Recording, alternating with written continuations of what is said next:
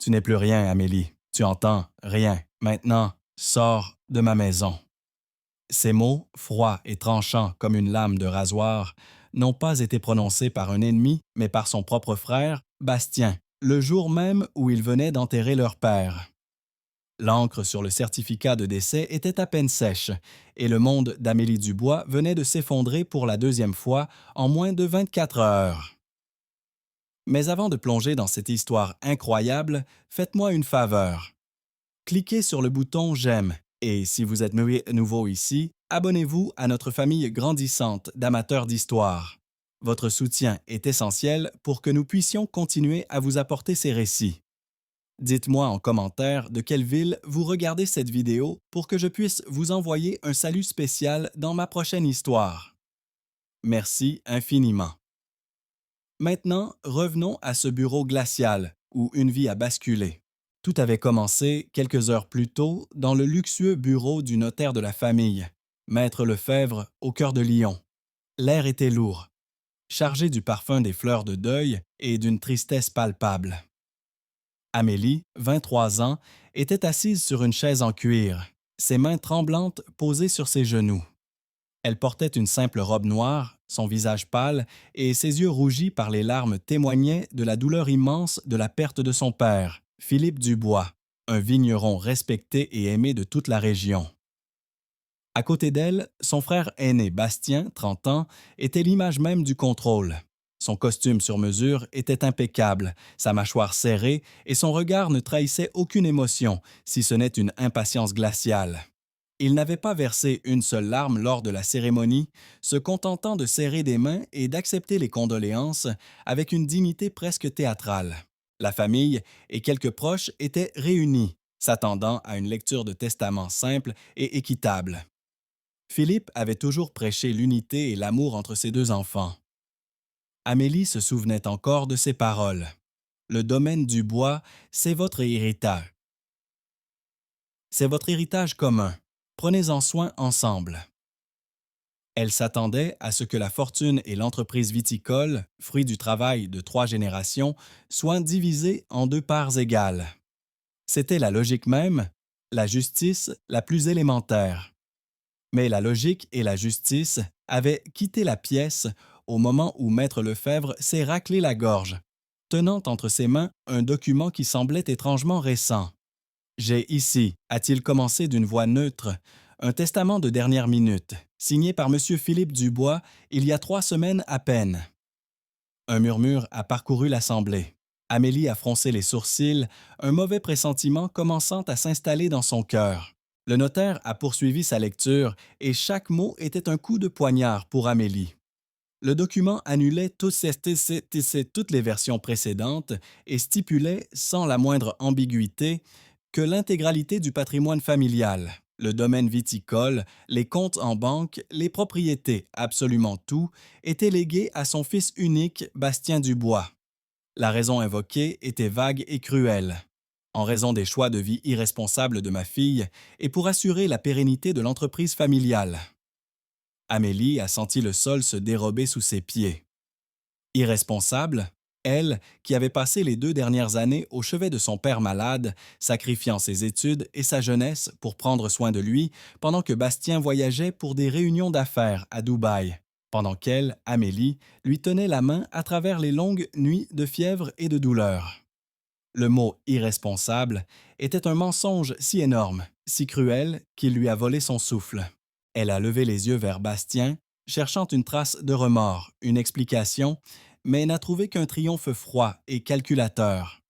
Il a évité son regard, se concentrant sur le notaire comme si sa sœur n'existait déjà plus.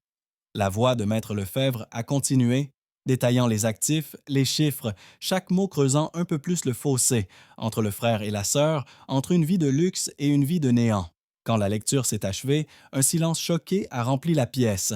Personne n'osait bouger. C'est Bastien qui l'a brisé. Il s'est levé, a ajusté sa cravate et a dit d'une voix forte, s'adressant à l'Assemblée. Mon père a pris une décision difficile mais sage. Je m'assurerai de faire honneur à sa mémoire et de protéger l'entreprise. Puis, son regard s'est enfin posé sur Amélie et il était dépourvu de toute chaleur. Amélie, nous devons parler. Il l'a conduite hors du bureau, dans le couloir de marbre où leurs pas résonnaient sinistrement. Loin des regards indiscrets, le masque de Bastien est tombé. C'est comme ça, a-t-il sifflé, le visage déformé par une haine qu'elle n'avait jamais vue. Papa a enfin compris que tu n'étais qu'un poids mort. Tu as eu 2 ans pour profiter de sa maladie, maintenant c'est terminé. Les larmes ont jailli des yeux d'Amélie. Comment peux-tu dire ça? Je l'ai soigné, Bastien. Où étais-tu? Son rire a été court et sec. J'assurais l'avenir, petite sœur. Pendant que tu jouais à l'infirmière, je concluais des marchés. Maintenant, l'entreprise est à moi, la maison est à moi. Il a sorti de sa poche un billet de 100 € froissé et le lui a jeté au visage. Tiens, c'est plus que ce que tu mérites. Fais tes valises. Je veux que tu sois parti avant ce soir. Avant qu'elle ne puisse répondre, 2 agents de sécurité, qu'il avait manifestement engagés à l'avance, se sont approchés d'elle. Leur visage était impassible. L'humiliation était totale, publique et orchestrée avec une précision chirurgicale. Elle a été escortée comme une criminelle hors du domaine qui l'avait vue naître, sous les regards détournés de ses oncles, tantes et cousins, tous trop lâches ou trop intéressés pour intervenir. Les jours qui ont suivi ont été un brouillard de douleur et de confusion. Amélie a trouvé refuge dans un petit hôtel miteux du quartier de la Guillotière, un monde à des années-lumière des avenues chics de son enfance. Chaque tentative de contacter des membres de sa famille se soldait par un échec. Les appels allaient directement sur la messagerie vocale. Les messages WhatsApp restaient sans réponse, marqués de 2 coches grises qui symbolisaient son nouvel état de paria. Bastien avait été efficace. Il avait tissé sa toile de mensonges, la dépeignant comme une profiteuse ingrate qui avait tenté de manipuler leur père mourant. Pendant ce temps, sur Instagram, sa vie de nouveau patriarche s'étalait sans pudeur. Des stories le montraient, sabrant le champagne sur la terrasse du domaine avec la légende. À un nouveau départ, pour l'honneur de la famille. Chaque photo était une nouvelle insulte, une nouvelle pelle de terre jetée sur le souvenir de leur père et sur la dignité d'Amélie. Le coup de grâce est arrivé 3 jours plus tard, sous la forme d'une notification de son application bancaire. Votre compte a été gelé sur ordre du nouveau titulaire légal. Bastien avait coupé son dernier lien avec son ancienne vie. Elle était seule, sans argent et brisée. Alors qu'elle était assise dans un modeste café, remuant une tasse de café froid qu'elle ne pouvait plus se permettre, une silhouette familière s'est approchée de sa table. C'était Jean-Pierre, le régisseur du domaine depuis plus de 30 ans, un homme au visage buriné par le soleil et à la loyauté sans faille envers son père. Il avait l'air nerveux, jetant des regards par-dessus son épaule. « Mademoiselle Amélie, a-t-il murmuré, je n'ai que quelques minutes. » Il a glissé une enveloppe épaisse sur la table. « Prenez ça, c'est de ma part. Ce n'est pas grand-chose, mais ça vous aidera. » Amélie a secoué la tête, les larmes aux yeux. « Je ne peux pas accepter, Jean-Pierre. » Il a posé sa main calleuse sur la sienne. « Vous devez. Écoutez-moi bien. Votre père n'était pas un idiot, et il vous aimait plus que sa propre vie. Ce testament, ça ne lui ressemble pas. » La signature était tremblante, différente. Le cœur d'Amélie s'est mis à battre plus vite. « Qu'est-ce que vous voulez dire? » a-t-elle demandé. Jean-Pierre a hésité. « Je ne sais pas, mais votre père, il était méfiant ces derniers temps. Il parlait de protéger votre avenir. » Il a loué un petit bureau en ville, dans le vieux Lyon. Personne ne le sait, même pas Bastien. Il disait que c'était son refuge pour penser. Jean-Pierre a sorti une vieille clé en laiton de sa poche et l'a pressée dans la paume d'Amélie avec une adresse écrite sur un bout de papier. « Allez-y, peut-être que vous y trouverez quelque chose. » Une explication. Je dois partir avant que quelqu'un ne me voie. Soyez prudente, mademoiselle. Votre frère est devenu un homme que je ne reconnais plus. Et il a disparu aussi vite qu'il était apparu, la laissant avec une enveloppe contenant quelques centaines d'euros, une clé mystérieuse et la première lueur d'espoir qu'elle avait ressentie depuis des jours. Poussée par une nouvelle énergie, mélange de désespoir et de curiosité, elle a trouvé l'adresse. C'était un vieil immeuble discret, dont la porte d'entrée grinçait. Le bureau était au dernier étage, une petite pièce poussiéreuse qui sentait le papier et le cuir. Il n'y avait presque rien, un bureau, une chaise et une petite bibliothèque. Amélie a commencé à chercher sans trop savoir quoi. Elle a ouvert les tiroirs du bureau. Le premier était vide. Le deuxième contenait de vieux documents comptables. Mais dans le troisième, sous une pile de carnets, elle a trouvé une boîte à chaussures. Avec des mains tremblantes, elle a soulevé le couvercle. À l'intérieur, parmi des photos d'elle enfant et quelques lettres, se trouvait une tablette numérique, un vieil iPad que son père utilisait rarement. Elle a appuyé sur le bouton d'alimentation. L'écran s'est allumé, demandant un mot de passe. Elle a tout essayé. Sa date de naissance, celle de sa mère, le nom du domaine, le nom du chien de son enfance. Rien. Chaque tentative infructueuse augmentait sa frustration. Elle était sur le point d'abandonner, les larmes de rage montant à nouveau, quand elle a remarqué un petit post-it collé au dos de l'appareil, presque invisible. L'écriture de son père était là, un peu faible mais reconnaissable. Il n'y avait que 3 mots. Notre premier chef-d'œuvre. Son souffle s'est coupé. Elle a fermé les yeux, se remémorant un après-midi ensoleillé des années auparavant, quand son père lui avait permis de créer sa propre petite cuvée de vin. Il l'avait appelé, en riant, le sourire d'Amélie. Avec un cœur battant à tout rompre, elle a tapé les lettres. L'écran s'est déverrouillé. Il n'y avait qu'une seule icône au centre, un fichier vidéo. Le titre du fichier a fait courir un frisson le long de sa colonne vertébrale. Ma véritable volonté. Ce qu'Amélie s'apprêtait à voir sur cet écran n'allait pas seulement lui rendre justice. Cela allait déclencher une tempête qui détruirait tout sur son passage. Le doigt d'Amélie tremblait au-dessus de l'icône de lecture. Une partie d'elle avait peur de ce qu'elle allait découvrir, peur que cette dernière lueur d'espoir ne soit qu'une illusion. Prenant une profonde inspiration, elle a appuyé. Le visage de son père est apparu sur l'écran. Il était plus mince, plus fatigué que dans ses souvenirs, assis au même bureau où elle se trouvait maintenant. Mais ses yeux brillaient d'une clarté et d'une détermination féroce. Il a regardé droit dans la caméra, comme s'il la regardait, elle, Amélie, à travers le temps et l'espace. « Ma chérie, a-t-il commencé, sa voix rauque mais ferme. Si tu regardes ceci, cela signifie que le pire est arrivé. Cela signifie que ton frère a choisi la cupidité plutôt que la famille. » Les larmes ont coulé sur les joues d'Amélie tandis qu'elle écoutait son père révéler la vérité. Il a expliqué comment Bastien, voyant sa santé décliner, avait commencé à le manipuler, à l'isoler, à lui présenter des documents financiers alarmistes et falsifiés, le convainquant que seule une gestion unique et forte pourrait sauver l'entreprise de la faillite. Il a parlé de la pression psychologique, des menaces voilées de le placer dans une maison de retraite s'il ne coopérait pas. Il a mis un stylo dans ma main, Amélie, a dit son père, la voix brisée. Ma main tremblait tellement. Je n'avais plus la force de me battre. J'ai signé son document, ce faux testament, mais je n'ai pas abandonné. Pas toi.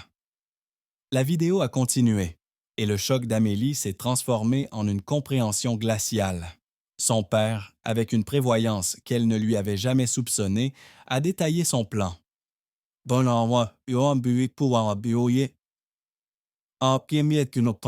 la doublure de mon vieux manteau de chasse, celui que tu détestais tant, tu trouveras des documents, a-t-il expliqué. Les originaux des relevés bancaires qui montrent les dettes de jeu de Bastien. Des preuves des transferts d'argent qu'il a effectués depuis les comptes de l'entreprise vers ses comptes personnels à l'étranger. Il siphonnait notre héritage bien avant ma mort. Il a fait une pause, le souffle court. Ne fais confiance à personne, Amélie, sauf à Jean-Pierre. C'est un homme bon. Il a été mes yeux et mes oreilles quand je ne pouvais plus quitter cette maison. Il t'aidera. La vidéo s'est terminée par un message qui a brisé et reconstruit le cœur d'Amélie en même temps. Ne pleure pas pour moi, ma lumière. Batte-toi. Reprends ce qui t'appartient. Fais-le pour moi, fais-le pour notre nom. Je t'aime. L'écran est devenu noir. Le silence dans le petit bureau était assourdissant. Les larmes d'Amélie se sont taries, remplacées par une flamme froide et dure qui a commencé à brûler dans sa poitrine. Le deuil était toujours là, mais il était maintenant accompagné d'une nouvelle émotion, une rage pure et déterminée. Sa première action a été de sécuriser la preuve. Utilisant la connexion Internet précaire du bureau, elle a transféré le fichier vidéo sur un service de stockage en ligne sécurisé, puis sur une clé USB qu'elle a cachée dans la doublure de son sac. Elle a ensuite effacé le fichier de la tablette, ne laissant aucune trace. La survie n'était plus son objectif. La justice l'était. Le lendemain, elle a contacté Jean-Pierre. Ils se sont retrouvés dans un parc discret, loin du domaine. Elle n'a pas eu besoin de longs discours. Elle lui a simplement montré les 30 premières secondes de la vidéo sur son téléphone. Le visage du vieil homme s'est décomposé, passant de la tristesse à une colère sourde. Le monstre, a-t-il sifflé entre ses dents. Je savais que quelque chose n'allait pas.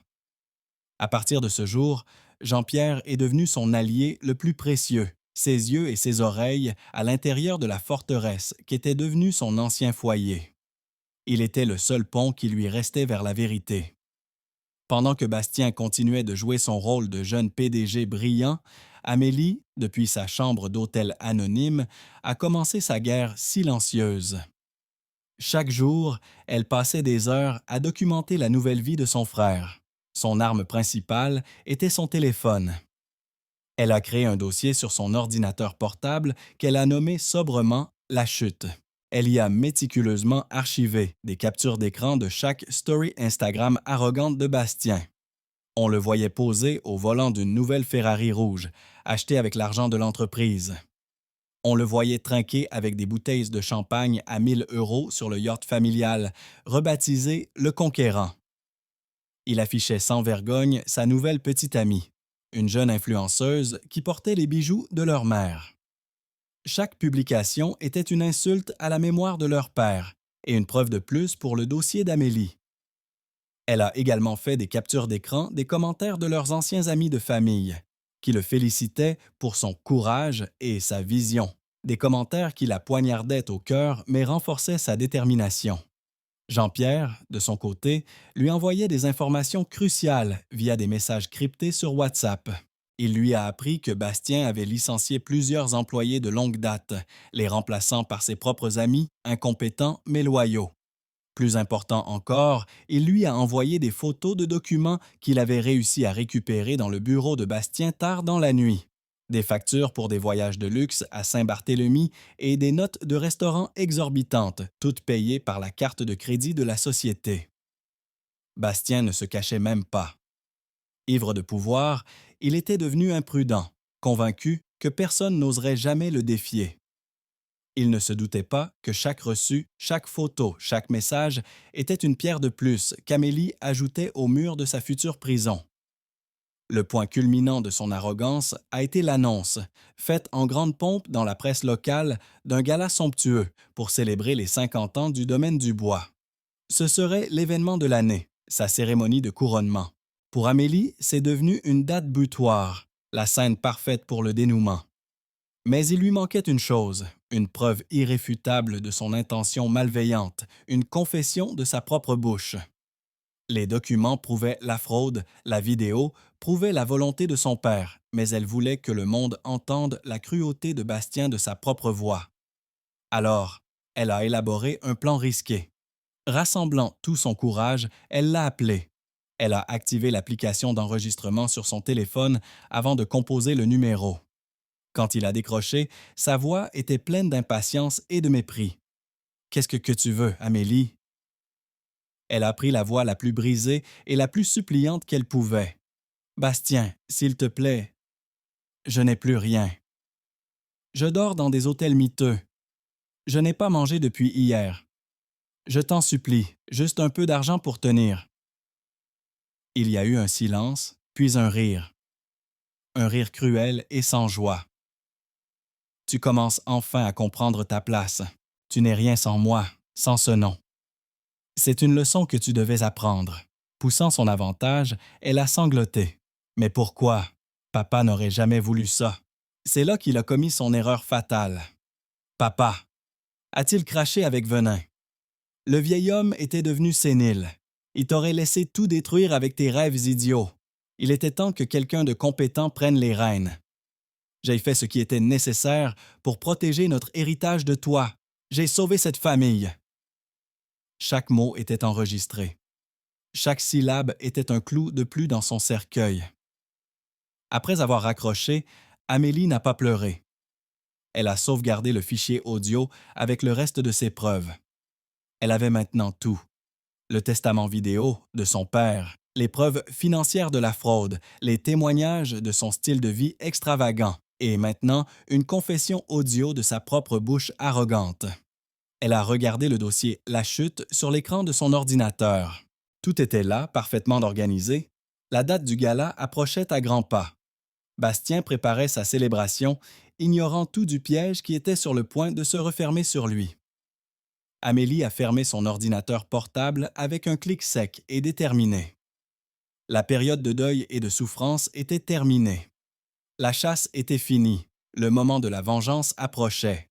Le compte à rebours avant le gala était l'antéacuoacé. Chaque jour qui passait voyait l'arrogance de Bastien atteindre de nouveaux sommets, tandis qu'Amélie, dans l'ombre, affinait les derniers détails de son plan. Elle avait trouvé un petit travail de serveuse dans un café du quartier de la Croix-Rousse, un travail épuisant et mal payé, mais qui lui permettait de survivre et surtout de rester invisible. Pour le monde, et surtout pour son frère, elle n'était plus qu'un fantôme, une note de bas de page dans l'histoire glorieuse qu'il était en train d'écrire. Il ne se doutait pas que ce fantôme était sur le point de revenir le hanter de la manière la plus spectaculaire qui soit. Le contraste entre leurs deux vies était devenu un gouffre. Pendant qu'elle comptait chaque euro pour payer sa chambre minuscule, Bastien faisait la une des magazines People locaux, posant devant le domaine avec sa petite amie, tous deux vêtus de marques de luxe. L'article le décrivait comme un visionnaire audacieux qui avait sauvé l'héritage familial. Amélie a lu l'article sur son téléphone pendant sa pause, le cœur serré de dégoût. Elle a fait une capture d'écran et l'a ajoutée à son dossier. C'était une pièce de plus au puzzle de son arrogance. Le coup de grâce, le moment de son humiliation, le moment de son humiliation la plus profonde, est arrivé une semaine avant le gala. C'était une journée grise et pluvieuse. Âme plus profonde est arrivée une semaine avant le gala. C'était une journée grise et pluvieuse.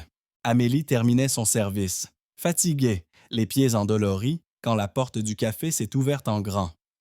Bastien est entré, non pas seul, mais accompagné de sa petite amie et de deux de ses amis, tous riant bruyamment, ignorant complètement les autres clients. Le cœur d'Amélie s'est arrêté. Elle a instinctivement baissé la tête, espérant qu'il ne la remarquerait pas. Mais le destin, ou peut-être la cruauté de son frère, en avait décidé autrement. Il s'est dirigé droit vers le comptoir, puis son regard a balayé la salle et s'est figé sur elle. Un sourire lent et méprisant s'est étalé sur son visage. « Tiens, tiens, a-t-il dit assez fort pour que tout le monde l'entende? Regardez qui nous avons là. Ma petite sœur, la grande artiste. Je vois que tu as enfin trouvé un travail à ta mesure. » L'humiliation était brûlante, comme de l'acide versé sur une plaie ouverte. Les clients se sont retournés pour la regarder. Ses collègues la fixaient, gênée. La petite amie de Bastien a ricané. « Ah, c'est elle » a-t-elle dit avec une fausse pitié. La pauvre petite chose. Amélie était restée immobile, son plateau tremblant dans ses mains, le visage en feu. Elle voulait disparaître, s'enfoncer dans le sol. Mais ensuite, elle a croisé le regard de son frère et elle a vu quelque chose qui a changé sa honte en une force glaciale. Elle a vu sa jouissance. Il se nourrissait de son humiliation. Et à cet instant, elle a compris qu'elle ne devait pas lui donner cette satisfaction. Elle a relevé le menton, a posé son plateau et a dit d'une voix étonnamment calme « Bonjour, Bastien, que puis-je vous servir ?» Sa réaction l'a décontenancé. Il s'attendait à des larmes, à des supplications, pas à ce calme digne. Irrité, il a décidé de pousser la cruauté plus loin. Il a sorti un billet de 50 € de son portefeuille et l'a jeté sur le comptoir. « Un café. Et garde la monnaie, » a-t-il dit avec un clin d'œil à ses amis. « Tu en as manifestement plus besoin que moi. » Puis, se penchant vers elle, il a murmuré pour qu'elle seule l'entende. N'essaie même pas de venir au gala. Tu n'es pas la bienvenue. Tu ferais honte à la famille. Ce qu'il ignorait, c'est que le petit téléphone d'Amélie, posé discrètement sur une étagère derrière le comptoir, était en mode enregistrement audio depuis le début de la confrontation. Chaque mot méprisant, chaque rire cruel était capturé. C'était la dernière pièce du puzzle, la preuve finale de sa nature monstrueuse. Alors qu'il tournait les talons et quittait le café, laissant derrière lui un silence pesant, Amélie n'a pas pleuré. À l'intérieur, elle était d'un calme olympien. Elle a récupéré son téléphone, a arrêté l'enregistrement et a envoyé le fichier directement sur son cloud sécurisé, aux côtés de la vidéo de son père et de toutes les autres preuves. Elle avait tout. L'humiliation publique n'avait pas été sa défaite. C'était la dernière erreur de son frère. Il venait de lui donner l'arme qui allait le détruire. Cette nuit-là, dans sa petite chambre, Amélie a finalisé son plan. Elle a contacté une vieille amie de l'université, Chloé, qui était devenue une journaliste d'investigation talentueuse pour un grand média en ligne. Elles se sont appelées en visioconférence. Amélie lui a tout raconté, lui envoyant les preuves une par une via un lien sécurisé. Chloé s'est restée silencieuse pendant un long moment, son visage sur l'écran passant de l'incrédulité à la fureur. Amélie, c'est monstrueux, a-t-elle finalement dit. Ce type est un sociopathe. Puis, le professionnalisme a repris le dessus. D'accord, voici ce que nous allons faire. Le gala et jeu retransmis en direct sur Internet, n'est-ce que pas? Parfait. J'ai un contact dans la société de production qui s'occupe de l'événement. Il me doit un service. Le plan a pris forme, audacieux et implacable. Il ne s'agissait plus seulement de justice personnelle. Il s'agissait d'une exécution publique. Les derniers jours avant le gala ont été un tourbillon de préparation silencieuse. Jean-Pierre a confirmé que tout le gratin de la région serait présent.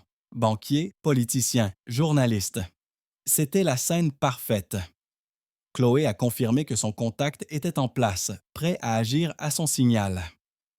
Amélie, de son côté, a utilisé l'argent que Jean-Pierre lui avait donné non pas pour survivre, mais pour investir dans sa vengeance.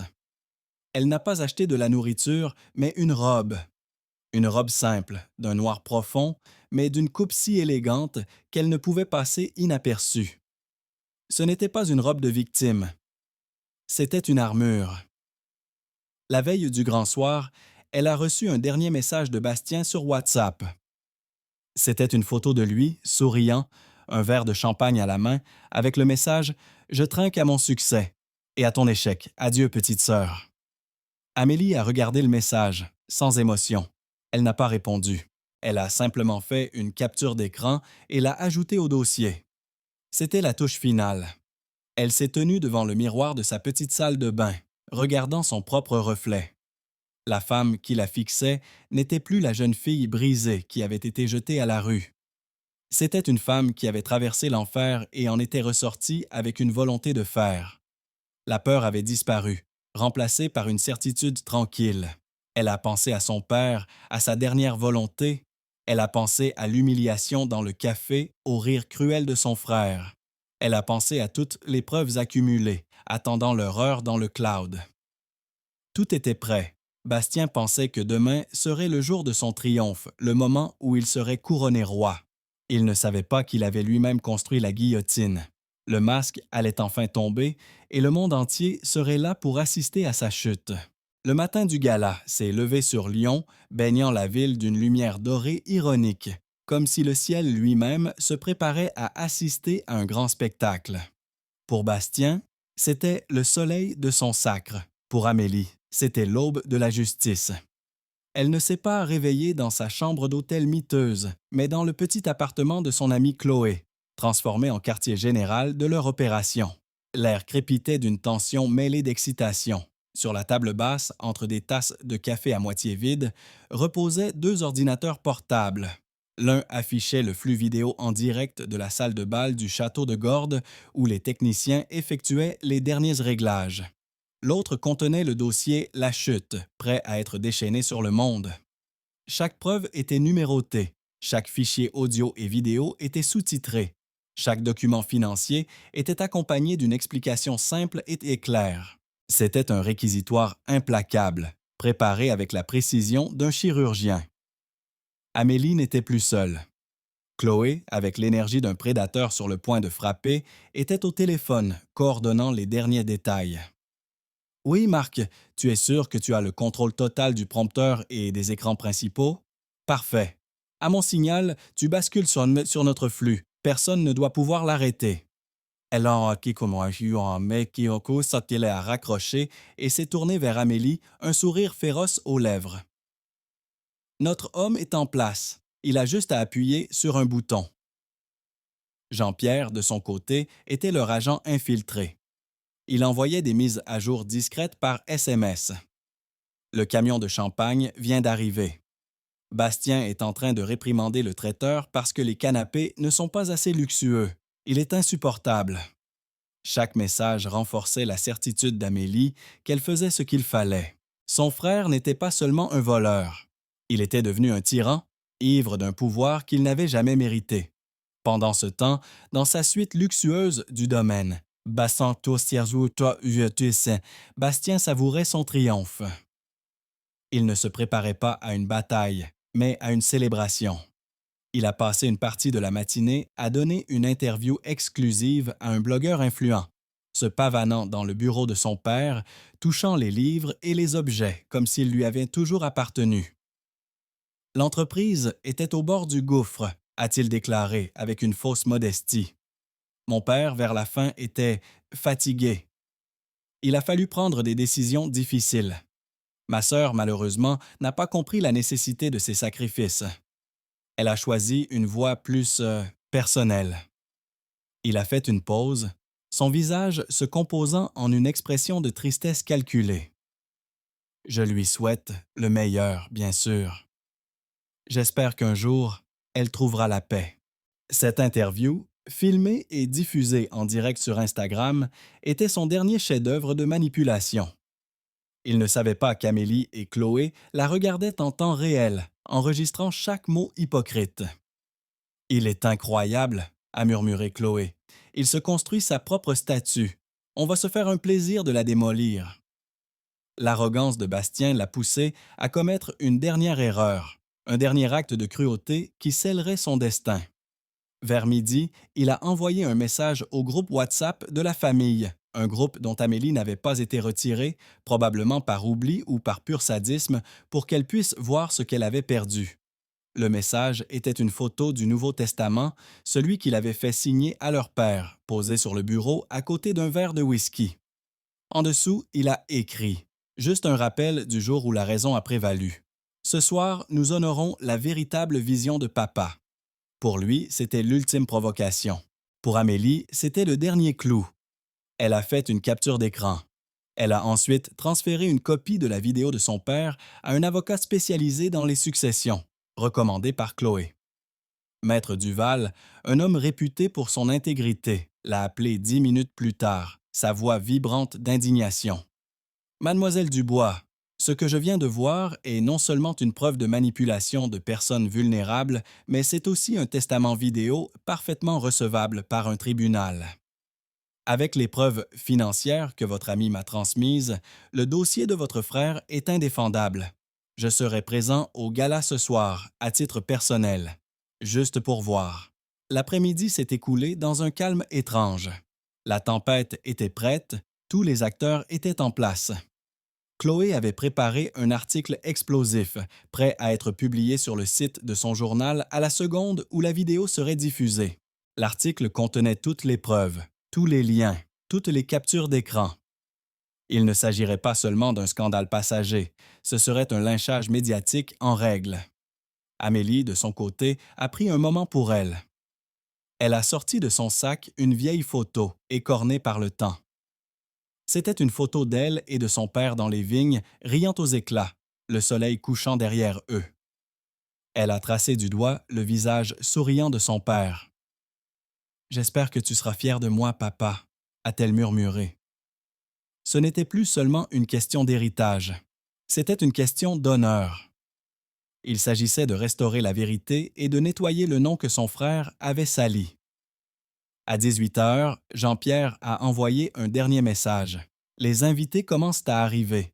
Il y a des caméras de télévision partout. C'est encore plus grand que ce que je pensais. Bastien est sur un nuage.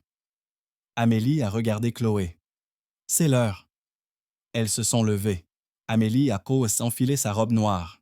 Dans le miroir, elle a vu une femme qu'elle ne reconnaissait qu'à moitié. La fragilité avait disparu, remplacée par une résolution d'acier. Chloé lui a tendu une petite oreillette discrète.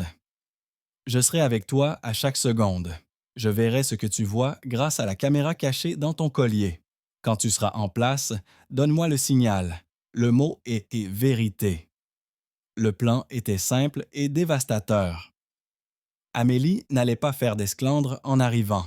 Elle allait entrer discrètement, se placer près de la scène et attendre le moment où Bastien prendrait le micro pour son grand discours. C'est à cet instant précis, alors que toute l'attention serait tournée vers lui, qu'elle prononcerait le mot, et que le monde de son frère s'effondrerait en direct. En quittant l'appartement, Amélie a senti son cœur battre la chamade, non pas de peur, mais d'anticipation. Elle tenait dans sa main un simple téléphone, mais c'était une arme plus puissante que n'importe quelle autre. Il contenait la vérité. Dehors, la nuit tombait sur la ville. Les lumières du château de Gordes brillaient au loin comme un phare arrogant. Bastien pensait que c'était sa soirée, sa victoire. Il ne savait pas qu'il n'était que l'acteur principal d'une tragédie qu'il avait lui-même écrite. Dans quelques heures, le monde entier connaîtrait son vrai visage. Il était temps que le rideau se lève. Le taxi déposa Amélie devant l'entrée majestueuse du château de Gordes. Des flots d'invités en tenue de soirée montaient les marches, baignés par la lumière des projecteurs et le crépitement des flashs des photographes. C'était un monde de luxe et d'apparence, un monde dont on l'avait violemment exclu. Mais ce soir, elle n'était pas là pour quémander sa place. Elle était là pour le réduire en cendres. Prenant une profonde inspiration, elle sortit de la voiture. Sa simple robe noire contrastait avec les paillettes et les couleurs vives des autres invités, mais elle dégageait une aura de détermination tranquille qui fit se tourner quelques têtes. Elle ignora les photographes et entra dans le château, son cœur battant un rythme régulier et puissant. Dans son oreillette, la voix de Chloé était un murmure rassurant. « Je te vois. Tu es parfaite. La salle de bal est au bout du couloir. Il est sur scène, en train de saluer les gens. Personne ne t'a encore remarqué. Avance. » Amélie traversa le hall de marbre, ses talons claquant doucement sur le sol poli.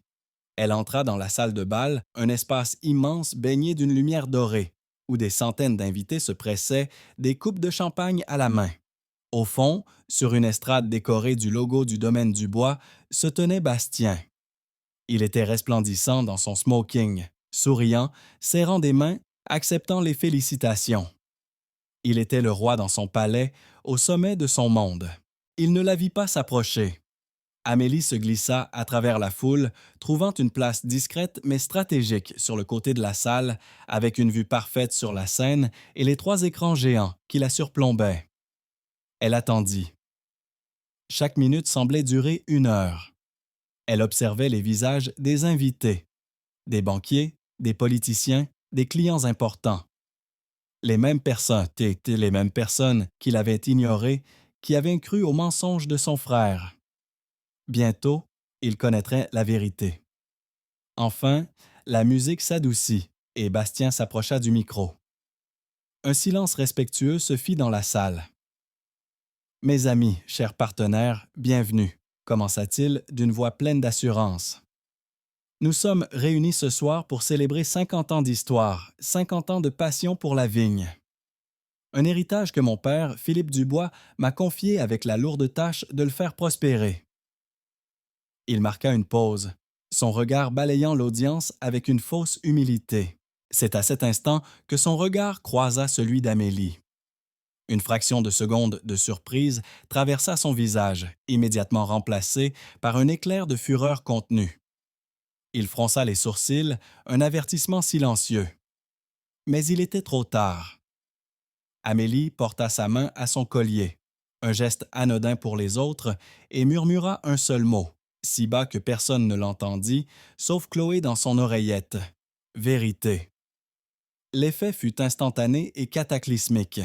Sur les 3 écrans géants derrière Bastien, son visage souriant fut brusquement remplacé par une image totalement différente. Le visage fatigué mais déterminé de Philippe Dubois, assis dans son bureau secret. Un murmure de confusion parcourut la salle. Bastien se retourna, le visage décomposé par l'incompréhension. Il fit un geste paniqué vers la régie technique, mais rien ne se passa. Le contact de Chloé avait pris le contrôle. Puis, la voix de son père, rauque et amplifiée par le système de sonorisation de la salle, emplit le silence. « Ma chérie, si tu regardes ceci, cela signifie que le pire est arrivé. Cela signifie que ton frère a choisi la cupidité plutôt que la famille. » Le choc fut total. Les invités restèrent figés, leurs verres de champagne suspendus en l'air. Le visage de Bastien passa du rouge de la colère au blanc de la terreur. Il tapa sur le micro, criant « Arrêtez ça, c'est un montage, sécurité !» Mais sa voix était noyée par celle de son père, qui continuait son récit implacable, détaillant la manipulation, la contrainte, la signature forcée du faux testament. Quand la vidéo du testament de son père prit fin, un silence de mort s'abattit sur la salle. Personne n'osait bouger. Puis, avant que quiconque ne puisse réagir, les écrans changèrent à nouveau. Ils affichèrent la capture d'écran du message WhatsApp de Bastien avec la photo du faux testament et sa légende arrogante. Juste un rappel du jour où la raison a prévalu. Un hoquet collectif secoua l'audience. Ce n'était plus une accusation, c'était une preuve. Les écrans changèrent encore, affichant les relevés bancaires, les transferts d'argent vers des comptes offshore, les factures des voitures de luxe et des voyages extravagants. Le tout surligné en rouge, simple et compréhensible pour tous. Chaque diapositive était un coup de marteau sur le cercueil de la réputation de Bastien. Les murmures se transformèrent en exclamations de dégoût. Les gens sortaient leur téléphone, filmant les écrans, filmant le visage livide de Bastien. Le coup de grâce fut l'audio. La voix d'Amélie, suppliante et brisée, résonna dans la salle. « Bastien, s'il te plaît, je n'ai plus rien. » Puis, le rire cruel de Bastien, amplifié, glacial. « Tu commences enfin à comprendre ta place. Tu n'es rien sans moi. » Et enfin, sa confession venimeuse. Le vieil homme était devenu sénile. J'ai fait ce qui était nécessaire pour protéger notre héritage de toi. L'enregistrement s'acheva. Pendant 1 seconde, il n'y eut aucun son. Puis, une personne au fond de la salle se mit à applaudir. Lentement, puis une autre, et une autre. En quelques instants, la salle entière éclata en une ovation tonitruante, non pas pour Bastien, mais pour la vérité, pour le courage de la jeune femme en robe noire qui se tenait silencieusement sur le côté. Les applaudissements étaient une vague qui submergea Bastien. Il regarda la foule, ses anciens amis, ses partenaires, qui le fixaient maintenant avec mépris et dégoût. Sa petite amie s'était discrètement éclipsée de la scène. Il était seul. C'est à ce moment qu'Amélie s'avança. La foule s'écarta pour la laisser passer, comme la mer s'ouvrant devant Moïse. Elle monta les quelques marches de l'estrade et se tint face à son frère. Il la regarda, les yeux fous de rage et de panique. « Comment as-tu osé ?» siffla-t-il. Amélie ne répondit pas. Elle prit simplement le micro qu'il avait laissé tomber. Sa voix, calme mais portant dans toute la salle, était dénuée de haine. Elle était juste pleine d'une force tranquille. « Ce soir, nous ne célébrons pas 50 ans d'histoire, a-t-elle dit. Nous rétablissons la vérité. L'héritage de mon père n'est pas fait de mensonges et de cupidité. C'est un héritage d'honnêteté, de travail et d'amour. Un héritage que je suis maintenant ici pour honorer. » Derrière elle, sur les écrans, apparut un dernier document. Une copie de l'assignation en justice préparée par Maître Duval, réclamant la restitution de l'intégralité du patrimoine et portant plainte pour abus de faiblesse, faux et usage de faux et détournement de fonds. Le chaos éclata. Les journalistes présents dans la salle se précipitèrent vers Setilem. Les flashs crépitaient. Des agents de sécurité, ne sachant plus à qui obéir, semblaient perdus. Bastien, voyant les avocats et ce qui ressemblait à des policiers en civil entrer dans la salle, tenta de s'enfuir par l'arrière de la scène, mais il fut intercepté. Sa chute fut aussi rapide et brutale que son ascension avait été arrogante. Amélie, elle, resta sur scène un instant, regardant le monde de son frère s'effondrer. Elle ne ressentait pas de joie, pas de triomphe, juste un immense soulagement. La justice était rendue. Jean-Pierre s'approcha d'elle, les larmes aux yeux. « Votre père serait si fier de vous, mademoiselle, » dit-il en lui prenant la main. À l'extérieur, l'histoire était déjà en train de devenir virale. Le hashtag /Justice pour Amélie était en tête des tendances sur Twitter. L'article de Chloé était en ligne, partagé des milliers de fois. La vérité avait éclaté, illuminant la nuit de sa lumière aveuglante et plus rien, jamais, ne serait comme avant. La nuit du gala ne fut pas la fin de l'histoire, mais le début d'un raz-de-marée judiciaire et médiatique qui a secoué bien au-delà des vignobles lyonnais. La chute de Bastien Dubois a été aussi spectaculaire que son arrogance avait été grande. Arrêté le soir même, il a été confronté à un dossier d'accusation si solide qu'aucune défense n'était possible. La vidéo de son père, reconnue comme testament authentique, a annulé le document frauduleux. Les preuves financières ont révélé des années de détournement de fonds, non seulement au détriment d'Amélie, mais aussi de l'État, via des montages fiscaux complexes. Le procès a été rapide et très médiatisé. Condamné pour abus de faiblesse, faux et usage de faux et fraude fiscale aggravée, Bastien a écopé d'une peine de prison ferme. Le domaine du bois, lourdement endetté par ses extravagances, a été placé sous administration judiciaire avant d'être entièrement restitué à sa seule et unique héritière légitime, Amélie. Dépouillé de sa fortune, de son nom et de sa liberté, Bastien a tout perdu. Ses amis influents l'ont abandonné, sa petite amie a disparu de la circulation après avoir vendu son histoire à un magazine à scandale, et même la famille qui l'avait soutenu par lâcheté lui a tourné le dos, honteuse d'être associée à son nom. Pour Amélie, la victoire n'a pas eu le goût sucré de la vengeance, mais celui plus profond et plus satisfaisant de la justice et de la paix retrouvée. Les premiers 500 mois ont été consacrés à reconstruire ce que son frère avait failli détruire. Avec l'aide de Jean-Pierre, qu'elle a immédiatement promu directeur général du domaine, elle a travaillé sans relâche. Elle a réembauché les anciens employés licenciés, remboursé les dettes et a lentement ramené l'entreprise à la vie. Mais elle ne l'a pas fait seule. L'histoire d'Amélie, devenue un symbole national de la lutte du pot de terre contre le pot de fer, a suscité une vague de soutien sans précédent. Des restaurateurs lui ont offert des contrats d'exclusivité, des sommeliers ont loué la qualité de ses vins, et le public, touché par son courage, a fait exploser les ventes en ligne. Le domaine du bois n'était plus seulement une marque de vin, c'était une histoire de résilience. Aujourd'hui, 3 ans plus tard, le contraste est saisissant. Le domaine est plus prospère que jamais. Amélie, qui servait des cafés pour survivre, est devenue l'une des jeunes entrepreneuses les plus respectées de France. Elle n'a pas gardé le succès pour elle seule. Elle a créé la Fondation Philippe Dubois, une organisation qui offre une aide juridique et financière aux personnes âgées victimes d'abus de confiance et de manipulation familiale. Elle donne des conférences dans les universités, non pas pour parler de viticulture, mais pour raconter son histoire et inspirer les autres à ne jamais abandonner face à l'injustice. Chloé, son amie journaliste, a remporté un prestigieux prix de journalisme pour son enquête, et leur histoire a fait l'objet d'un documentaire primé, dont les droits ont été achetés par Netflix pour une adaptation en série.